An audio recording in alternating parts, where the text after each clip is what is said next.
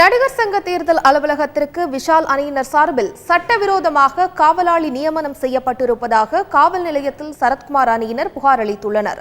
வருகின்ற 18ஆம் தேதி நடிகர் சங்க தேர்தல் நடைபெறவுள்ளது.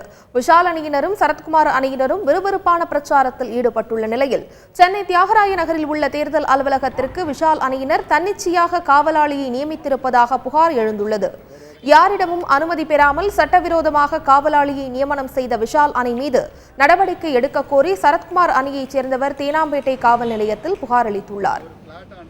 ஜட்ஜருடைய மேற்பார்வையில் தேர்தல் வேலைகள் நடந்து கொண்டிருக்கிறது. சுமார் ஒரு 10:30 மணிக்கு யாருன்னே தெரியாத ஒருத்தர் செக்யூரிட்டின்ற பேரில் நின்றுட்டு இருந்தார்.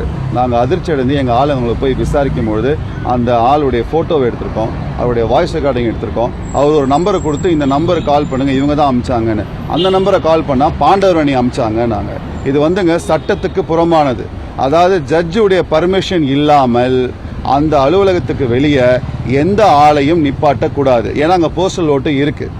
இந்த மாதிரி சந்தர்ப்பத்தில் இவங்க பண்றது சட்டத்துக்கு பொறுப்பானது.